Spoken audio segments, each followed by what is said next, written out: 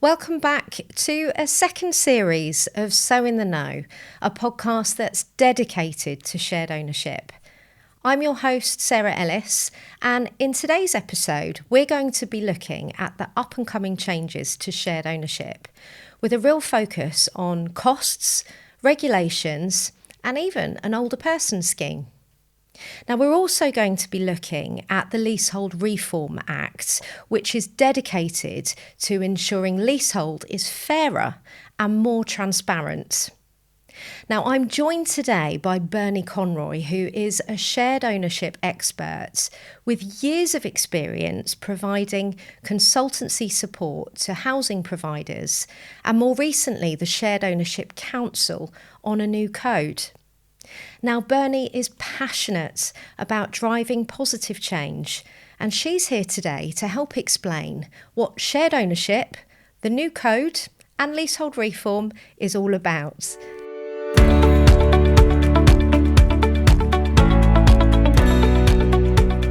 Thank you, Bernie, for joining me today. Thank you. So tell us a bit about what you've been doing, your work in the sector and more recently working on this new shared ownership code. Okay, so I started in the sector in 89 and shared ownership was very much in its infancy then. There were a few organisations that were delivering it, but it was just a product that was made a massive difference to the customer base. For people who couldn't be picked up by the council or who couldn't get good quality private rent, they were able to do sort of shared ownership. So it's something that's scaled up, probably not at the rate it's been needed to, but it's definitely one of those, it's with us now. It has helped lots of customers, probably over 200,000, who are happily settled, but there have been some customers who haven't had as great an experience.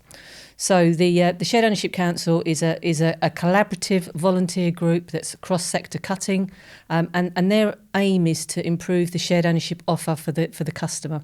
So it's a very consumer-focused drive, and the code it's the outcome of a number of months of work where they've done consultation with the industry and consultation with consumers, existing shared owners, people who want to be shared owners, to find out what their issues are, what they need improved so that it's a better offer for them. So the code is very much about listening to the customer, and we are now in a stage of piloting it with 8 organisations, and they are ranging in size and geography and scale of delivery. So it's a great opportunity to see how the code will work in practice, and we are learning as we go on what's an easy fit, what's a bit more of a struggle, but there's an absolute massive appetite for change and to deliver what the customer needs. And the customer voice, I think, has never been as amplified as it is now. So it's a great time to improve what is generally a good offer, but does need some tweaking. Yeah, so am I right in thinking the code is essentially a framework that's given to housing providers, like a new set of rules? So it's a bit like a lot of consumer codes in that there are expectations about the level of delivery and performance. Yeah. It will improve best practice across the sector. There will be some elements of it that will be mandatory and some possibly that won't be. But the purpose of the pilot is to road test that and to see what works and what makes a difference for the consumer, because it is very much a consumer-focused code. And with all codes or all kite marks, there are generally elements that you have to do to meet that standard. But it's a bit of a rubber stamp of quality, but it really is about the customer being centre to everything that the organisation does. It will improve transparency, fairness, and hopefully people will understand a lot more about the offer that they're entering into. For most, this is one of the biggest purchases of their life. They may be fortunate enough to buy outright at some stage, but it's not like they've gone to the shop to buy, a nice pair of shoes. They're buying something that will take a lot of their time and money to decide, and they need to know what it looks like down the line. It can't just be, this is for me today. They have to know that they can afford it moving forward and what all of the costs are that are involved in it so that they're making a really informed decision. Okay, so what can we expect to see from housing providers? What do you envisage will fundamentally change? Well, I think we're looking for there being more transparency. So at the moment, if you go onto a number of providers' websites, there's lots of information. There's some really great practices out there, but it's not consistently good everywhere. So it's sometimes hard to find information, but that's on lots of provision of lots of services. Whereas we want the information that makes a difference to the decision to be a bit more obvious, to be posted on the website in an accessible way. We want providers to be mindful of fees. What are the fees? Let the customer know in advance that actually if you do this transaction 2 years later, there may be a fee attached to that. Today, this is the cost of it. The cost may change, but it's about recognising that there is a cost, how you do the various elements of transaction, whether that's buying more shares for staircasing, or whether you want to sell your property to somebody else that is in a similar position to yourself, or what you need to do if you want to make an improvement to your property, or need to ask questions about service charges. And we're looking for service charges being written in a sort of a more sort of plain English way that someone actually understands what they're entering into. Yeah. Unfortunately, although the product's been around for a number of years, it's not like Right to Buy and it's not like Help to Buy, in that most people would give you a very good definition of what all of those are, even if they've never done it. If you ask someone what shared ownership is, it's still, well, who do I live with? Who am I sharing with? What does it mean? So we've got a lot to do on brand awareness. So I think it's also about, if the message is consistent, then it will help the customer understand what the actual shared ownership offer is. And I think now they can be a bit confused. They're excited to get keys to an affordable home where they want to live. That looks fantastic when they move into it. And they might not be thinking as long-term as they possibly should do. And it can be really confusing, can't it? Because you've got lots of different providers. Yeah. There's often different rules. But equally, there's a lot of talk now in government and within the sector about standalone shared ownership. But just for the listeners, what does that actually mean? Well, I suppose there's a couple of connotations to it. So traditionally, shared ownership was done for a number of reasons by primarily housing associations, and it was done because grant to build social homes was changing, so you needed to generate a bit of money to help subsidise the cost of delivering what was the primary purpose of a housing association, social housing. But there was also a drive to have mixed tenure estates, so we could mirror that high street or that residential road that you would have had, where each house or blocks of flats had a mix of tenants, people who were renting privately, who were owning. So the mixed tenure principle is all about, mixed income groups, mixed communities. So it had a sort of social purpose as well as the sort of financial benefits of it. As the years have gone on, the amount of grant that's gone in has sort of declined. So we've seen some quite innovative approaches really to how we can make it work. But I think now, where the grant is so low, a number of sort of suppliers and investors actually sort of feel that they can make a socially commercial benefit to their sort of stakeholders and to the customer by delivering sort of shared ownership. So before it was more of a cross-subsidy option, whereas now it does have legs, it does stand on its own. We now have councils that deliver shared ownership, we have housing associations, we have some fully private providers, which when I started out, there was none. There was absolutely none in the market. So it absolutely is a scalable product. And some deliver their own shared ownership products where they have had FCHA approval for a very particular way of delivering shared ownership. So it doesn't meet the same requirements as Homes England or the GLA. The rent may be different, minimum shares or maximum shares could be different, and some other conditions of the lease. So there's a lot out there, and it's great to have choice for customers because one size does not fit all, but the offer needs to be relatively consistent in terms of what does it mean so that people are aware of what they're getting into. So essentially, a developer can see sort of a commercial appetite to start building their own shared ownership homes and delivering a product. How is that then regulated? Could that not make shared ownership more complicated in the long run? I think there is the risk of it being complicated, and I think that's probably why we don't have the brand awareness really that we want now, because there's lots of interpretations of what shared ownership is.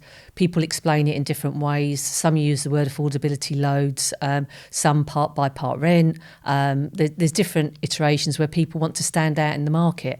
And there's a lot of credibility to that and what that does for their own brand, but that's not great for the consumer. And I suppose we don't want to restrict the offers that are out there, because some people might not be able to access the Homes England or GLA just because they don't meet some of the thresholds around minimum income, but they might still need assistance to buy. So the private market may sort of fill a gap there. So that's where it isn't a one size fits all, and it's good to have a range of products, but we do need to have consistent language. So would the code actually translate to those private entities? Well, private providers will be able to sign up to the code as well as public providers and housing associations. The aim is for the code to set a standard of best practice. So actually we welcome the public and the private sector all linking into the code, because it will improve the consumer information portals, it will be very accessible, and it will make it just a very clear journey. It's just not a clear journey now. Some organisations are fantastic at mapping out the pathways. Others just aren't. They're not connected. That cradle to grave approach just isn't known. So I think it will absolutely improve information, the quality of it, the transparency of it, the perception of fairness, and hopefully people won't feel that they've been missold a product like 5 years down the line. They know what they've signed up to, and there's no curveballs where it's like, oh, I didn't realise that. And this is also where, leasehold reform comes into play, and the great work that's been done to try and make the product more easy to understand. Can you just touch on sort of leasehold reform, what it's about, what changes have been made, and what we're likely to see in the future? Well, the leasehold reform is an interesting one because it's not specifically for sort of shared ownership. Elements of it will touch on sort of shared owners, but the main change is it's about empowering leaseholders and giving them more sort of protectionist rights.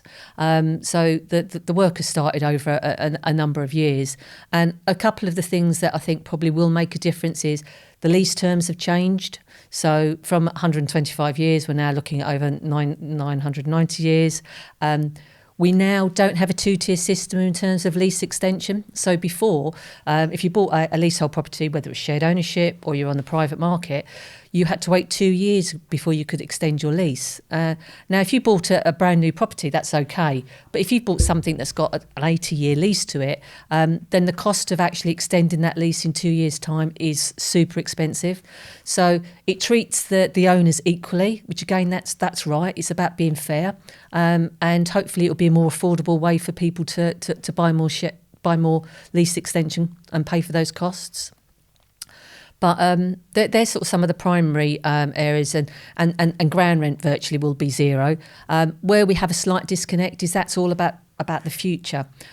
So there are some changes that are required probably on the existing leases, but I think that's reform that will have to happen once this is embedded in, because change takes time, and the government doesn't do all of it simultaneously. There'll probably be a consultation period because it will affect existing leases, and they need to see what the leaseholders themselves want, and it may be the same things, but it may be like something different.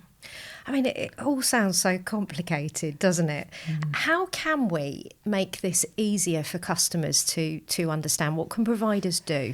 Well, when I started out in housing, it was all about, the marketing mantra was location, location, location. That was everything, whether someone was renting or buying. But now it's education, education, education. We need to do an awful lot to inform people. We have to connect in a way that's meaningful. For some, that's in paper. Old-fashioned way goes a bit against the grain of where we're going with the environment. But it's also all the digital work that needs to be done, online tutorials.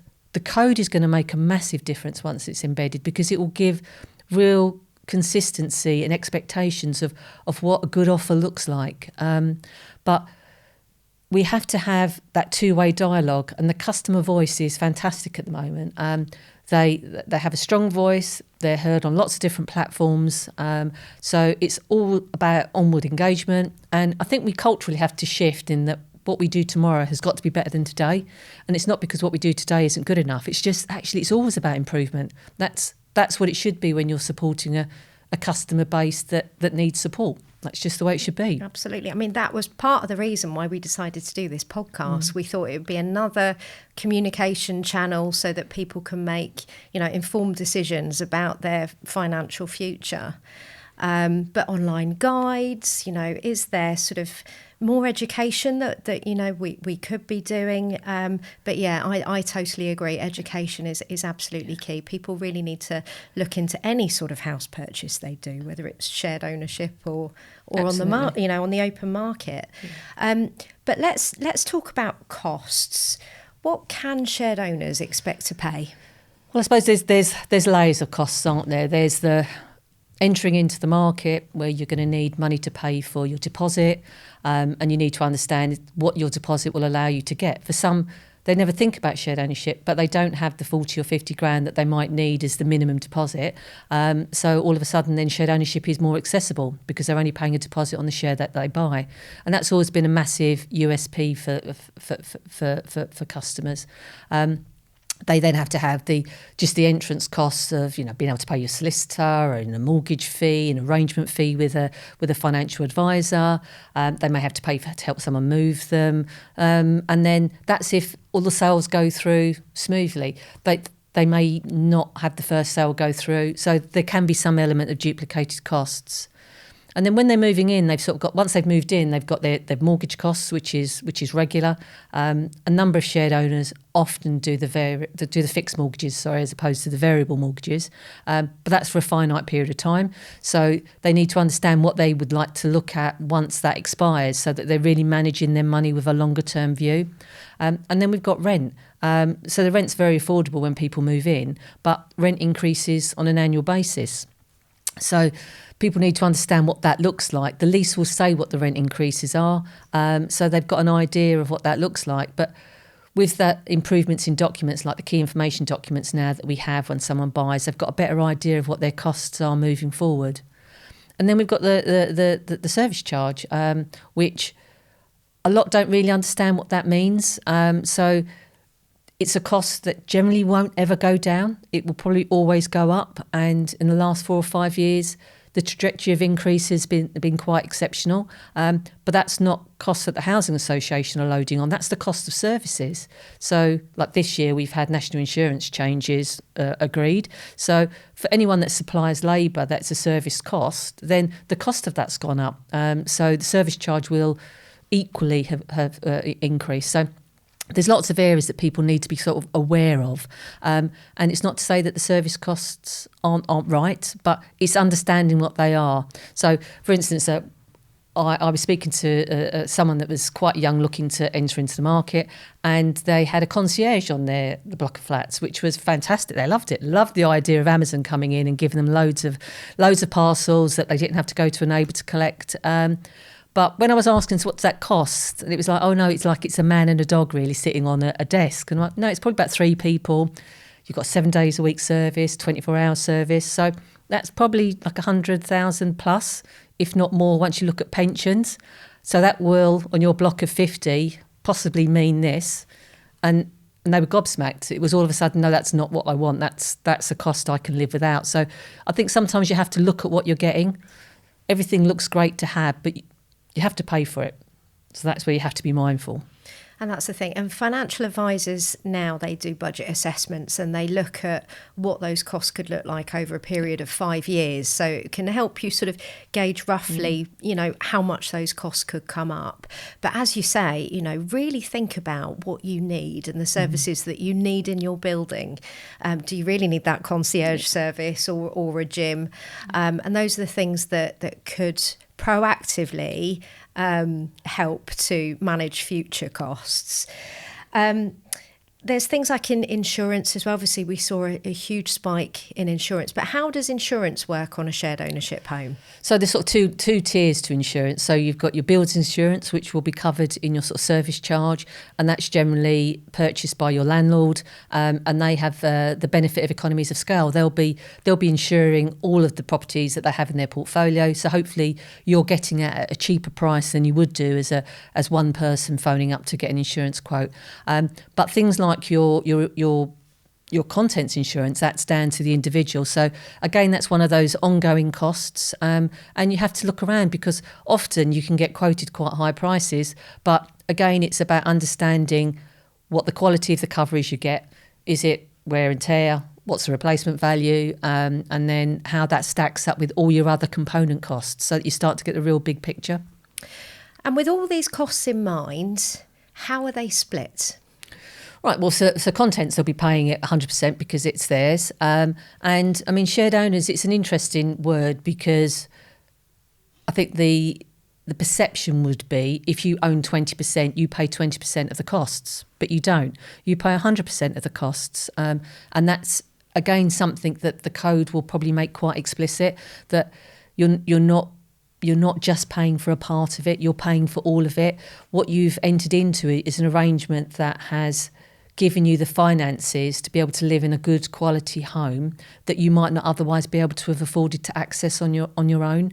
But you do pay all of the costs. So with that in mind, is shared ownership the right name for the product? Because really you're not sharing any costs. Whenever I speak to someone who's looking to enter into shared ownership, I always say, you either buy a property on the open market and you have a mortgage, or you buy a shared ownership home and you have a mortgage and the housing association help with the remaining funds. But it's another way of financing a home. But it's not really a shared ownership scenario. You're 100% responsible for that property. Yeah, it's an interesting one because it's been around for so long, and I suppose the Help to Buy branding was great in that it was very well known. It was on lots of notice boards, lots of signage boards. Everyone understood how it worked, and the words itself are just saying it's a little bit of Help to Buy, even though you had to buy quite high shares. Shared ownership has elements of sharing in that the risk's shared. So the advantage of it is if there was a property slump, which is not what anybody wants if they've got a property, but your risk is reduced because you're sharing it with the landlord. Equally, if there's an increase, you're sharing that. So that's the pill that sometimes is a bit hard for the consumer, because if they've made equity, they want to keep it all. But equally, if they make a loss, then they don't take it all. So it swings and roundabouts that sort of balance out. I think it would be difficult to get the right branding now with so many other customers around. I mean, there's over 200,000 customers settled, and if you rebrand something because the other isn't quite right, you worry if there's a material reduction in the value of what is shared ownership now, and that's not appropriate either. So I think it's about the education, the language, the consistency, the transparency of fees, how it works, what you're buying into. I think that's what we need to do really to make the shared ownership bit a real known quantum. And let's have a look, Bernie, at what it's like when you actually go to buy a shared ownership home. Lots of confusion on how properties are actually priced, but how does it work? How are those values calculated? So I suppose that's one of the best things about sort of shared ownership is when we have a new build development, unlike private developers, the price is not set at what you want to make loads of money. It's set at what they call a red book valuation. So that's the market value. So that's why we don't do negotiations on the price when we're at that stage when we've got that we're launching with a lovely sales suite. The price is the price because that's what it's valued at, and there's no headroom for these massive incentives that are clouding what the real value of the property is. And then when someone is an existing owner, there's a bit of a dilemma for the customer, whether they're doing a resale or staircasing. Again, the property has to be valued, and the customer then pays for the valuation to be done. So if they're buying more shares, they want it to be a lower value, and if they're selling it, they want it to be a sort of a higher value. But we look for the value to be appropriate for the market. And I think that's where, as providers, we probably haven't been as transparent. So we have lots of information about other properties that have sold, perhaps in that block, that are good benchmarks, so that we can sort of share, actually, this is what's sold, because there is a disconnect in how that information is publicly available, just because of how slow the land registry is to get all of that information uploaded. So we can give some sight to actually the 2-bedroom that's nearly a mirror image of yours, if there's been no improvements, has sold at X. So we would imagine that is, and that was the value of it, and we imagine that's what it's going to be for you. So we have a very consistent approach in that it's RICS valuation driven. Someone generally can't decide to put it on the market whatever they want to, unless they get outside of the nominations period, and then they're looking to sell it on the open market. But then doing that, sometimes the costs that they incur of an estate agent can be higher than the costs that they would have with the housing provider. But the housing provider will have costs and there will be fees. So again, that's something with the code we want quite upfront at the pre-sale stage, pre-first acquisition stage, so that everyone understands that these transactions take people's time and their time isn't free. Their salaries have to be paid. It's not about making loads of profit. It's about covering costs. So, okay. With the provision of having a RICS survey and the opinion that there's going to be more standalone providers, could you see that changing? Is there ever going to be a notion in the future where developers do set their own prices? I think private developers, if it's their own products, will still do that because they have different performance benchmarks. They're not socially commercial, so they're not balancing. So a housing association is basically a charity in the main, and they're balancing that sort of social commercial drive. I think we would hope that moving forward we could make the valuation experience an easier process for the customer, because they don't understand it. They're paying for the valuation, but it's often requested by the landlord, and the landlord gets to see it, sometimes before the customer gets to see it. And the valuation is valid for a set period of time. Now, we've got quite a slow sales process at the moment if you're involved in chains and the second-hand properties. So that 6-month period that it may have been extended to can run out before the sale's completed. And then there's a requirement to have another valuation done, which has another cost to it. So I think we would like to see a more robust desktop valuation that has some metrics that feels fair for everybody, not just fair for the landlord, but fair for the consumer. And sometimes they are looking at it from different perspectives, as like referenced really with the, if you're selling, you want a higher value, and if you're buying, you want a lower value. Well, as a provider, we just want a fair value. We want the fair market value. And that's it, and that's why we get RICS valuations. Yes. That's the price, yep. And it just creates a fair approach. But on just going on to a new build development again, when you're actually looking to buy a shared ownership home, is the specification any different as to if you were buying one of the plots that was aimed for the open market? I think years ago there was a difference, but I think now the quality of shared ownership homes is absolutely phenomenal. You generally get amazing kitchens, great specification. There's real eye for detail. They're run as if they are commercial organisations in that sense. The land team who are doing the acquisition are fighting for the customer. They're trying to get as much as they can from the lead developer, so that actually what is different in the price points is not the quality of the product that they're getting. If you go to the higher end, then there may be a difference, but that's because people are probably choosing tiles and kitchen fronts. With shared ownership, there's economies of scale doing all of that in advance, and having that as part of the land negotiation. But I think the quality of what someone gets in terms of bricks and mortar and the inside is amazing. I mean, it's way better than what I've got at home, without a doubt. Exactly. I must admit, I've been really impressed with some of the quality that I've seen in the last few years. But if you bought a home and then you wanted to upgrade it, how does that work? So I suppose that again, there's sort of tiers of what upgrading looks like. At the end of the day, you can paint on wallpaper to your heart's content, change kitchens as you like, but you can't knock walls down and do major works without seeking approval from the landlord. And that's because the landlord needs to understand that it's been done. It's possible to do for health and safety reasons because we have load-bearing walls, and if there's an improvement that's happened and it's adding value to the property, then the organisation needs to know so that they can discount it when you decide to buy more shares, or you're looking at a resale. So if they don't know, then they won't discount it. So in essence, the shed owner is paying for the works to happen, and then they're paying for the added value it may add. But the other thing is, not all works add value. Some do. It's partly about the works, but it's also about the quality of the works. So most will have an improvements policy. They're not onerous, but again, it's one of those things that sometimes at the point of entry, people don't understand that. So it's part of what, part of the, if you like, the drive of the code is about transparency and fairness and people understanding what they can and can't do. And again, am I right in thinking that different providers will have different rules on what you have to follow to get that permission? Absolutely. And there's different fees. And that's one of the areas we've been looking at recently is, there's a plethora of fees, and no one likes to have to pay for anything, especially permission to do something. But hopefully you're tapping into some expert advice where people will be managing the information correctly, so that when it comes to buying your additional shares, you don't have to go through all that effort of saying, oh no, I've got this approval.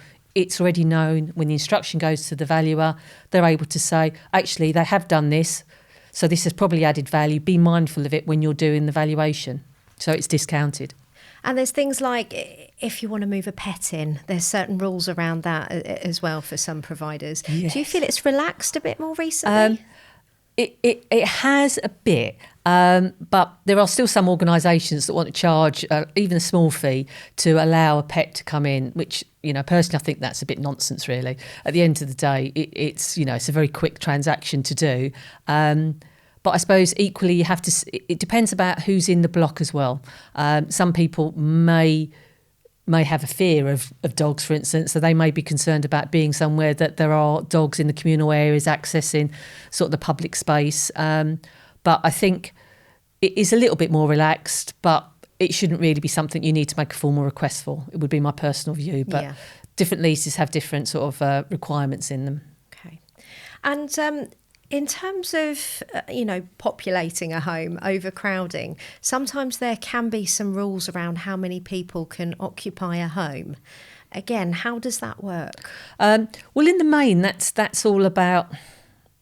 It's not quite health and safety, but it is all about it not being overcrowded, and it's a sort of safe space. At the end of the day, up to 4 people can buy a sort of shared ownership property that are friends, so that there are options to try and make space work in a better way, combining incomes and combining where you might want to live. But different organisations will have different views. In the main, homes are not sold on the basis of being overcrowded, because it's just not great practice. If you start day one, you're overcrowded, and then all of a sudden someone's family structure changes, then it's going to be really, really tough to live in.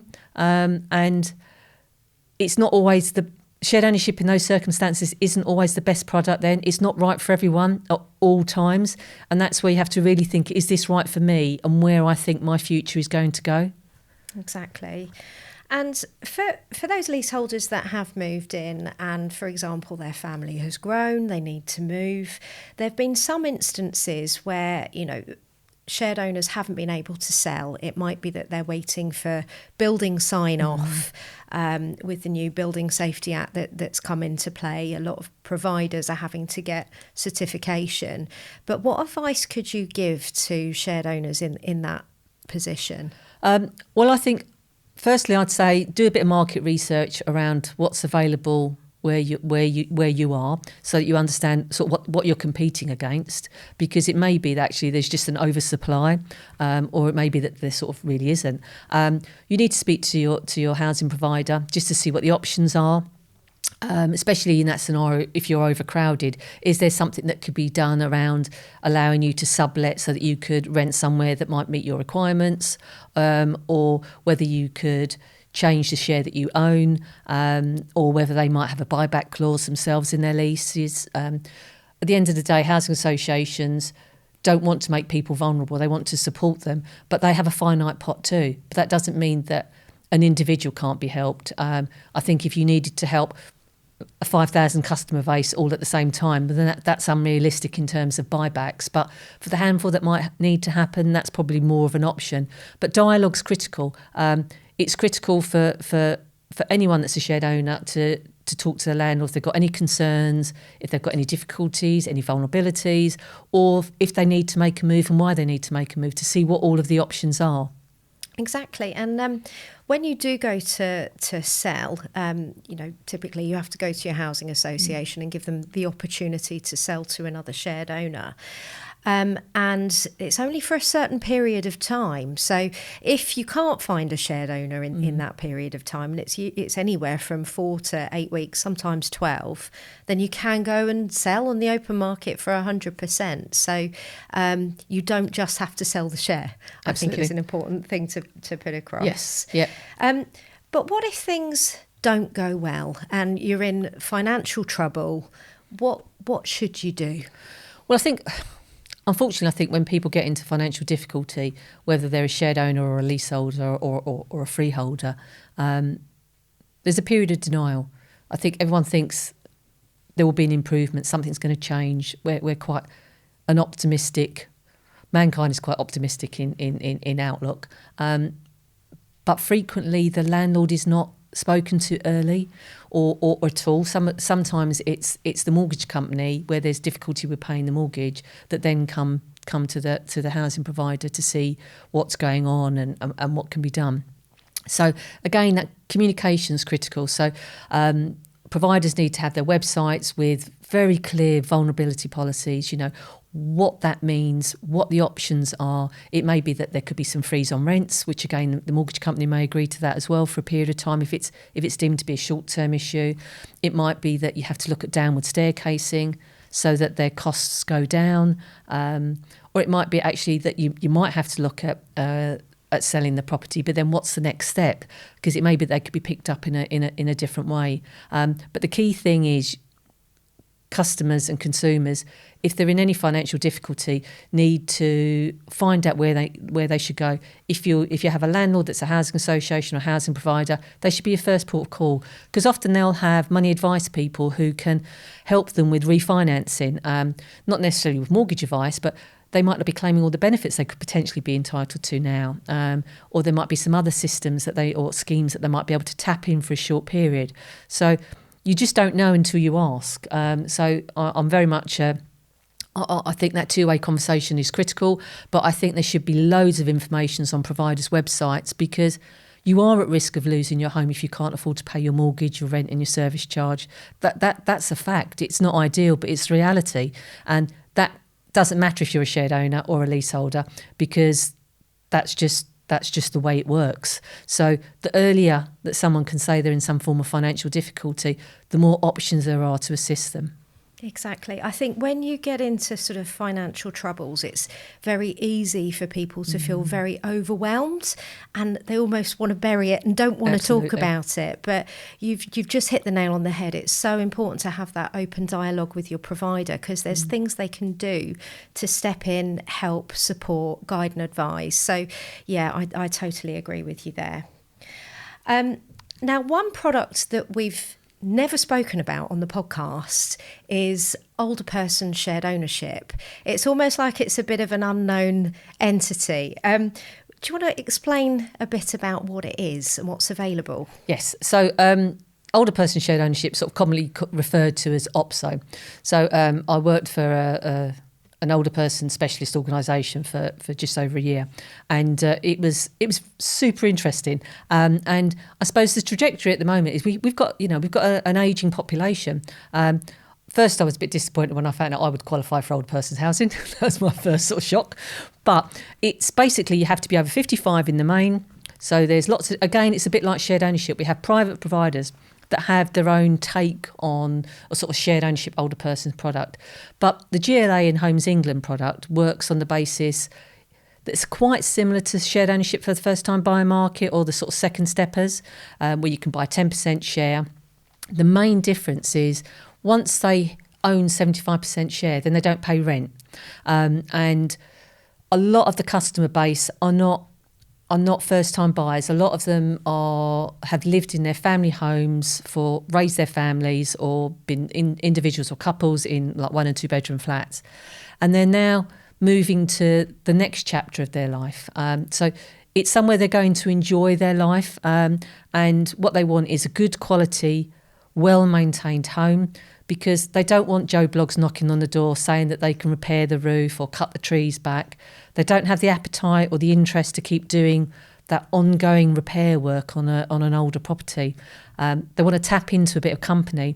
So most of the older persons organisations have some shared communal facilities that can vary from top end, nearly concierge, restaurant style service provision, where the service charge is obviously pretty high, to just some sort of communal areas with really inviting, soft seated areas where there's televisions and radios and people engaging in some activities, but there's just someone to have a chat with, a cup of tea with, and then they can go back to their secure home.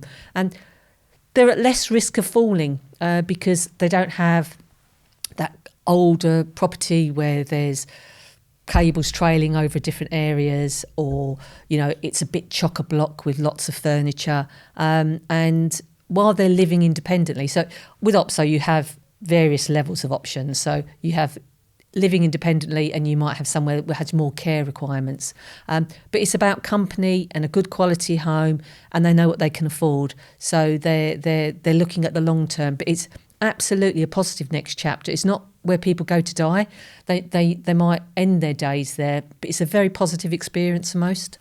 And are there any providers at the moment building new older person schemes? Yes, yeah. So Housing 21, Anchor Homes, McCarthy Stone, and two of those I definitely know do their own sort of shared ownership product, as well as sort of the Homes England and GLA one. But yeah, it's an absolute growing market, and I think it's one of those areas that there will be a lot of appetite with the private sector, because it's a great way of meeting some of the sort of the social requirements of funding, and it makes a material difference.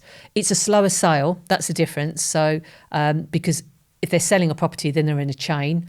Most are selling family homes, so they're top of the chain, which can go a little bit slower. And they're pretty tough at bargaining, so they don't want to negotiate on their price. So you have to wait a little bit longer for them to get what they feel is correct for their home that they're selling. But yeah, it's a great way to tap into a community.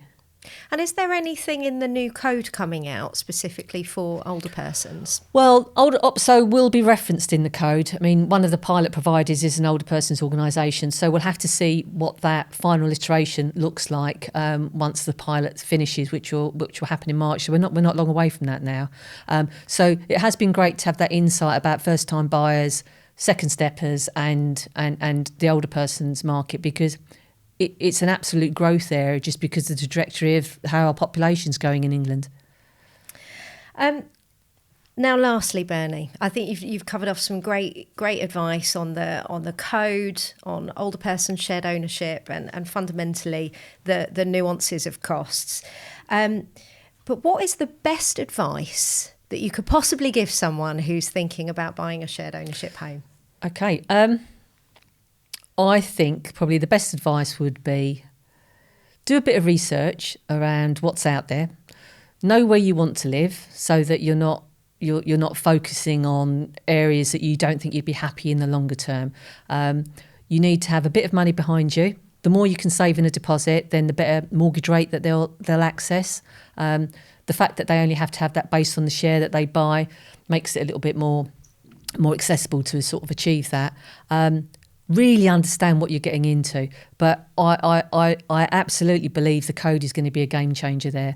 And ask loads of questions. Don't be afraid to ask questions. Don't be afraid to give a view. And if you don't understand something, say you don't understand it. And I think that's part of the fear, is that people don't want to look stupid. But if they've never bought a property before, there's lots of things that they won't get. And we're still evolving that very accessible plain English approach, across the sector for lots of things. So I think ask lots of questions, know what you want, have a budget and stick to it. Stick to your budget and be realistic about how much you spend on beer coupons or cinema or gyms. Don't say it's lower, just get your budget over the line. Be realistic, because then you're actually entering into something that's affordable, and hopefully it'll be a fantastic opportunity for them. Bernie, the code sounds fantastic, and it sounds really promising for the future for anyone thinking of buying a shared ownership home. I think anything that we can do to make the process easier, more transparent, so that people can make those independent choices for their financial future, the better. So thank you, Bernie. You have been absolutely amazing. And thanks again for listening. And don't forget, if you'd like any topics covered, please do leave a comment or drop us a message. You can find us on YouTube, Spotify or Apple Podcast. And don't forget to like and subscribe. Thanks again for listening. This is So in the Know.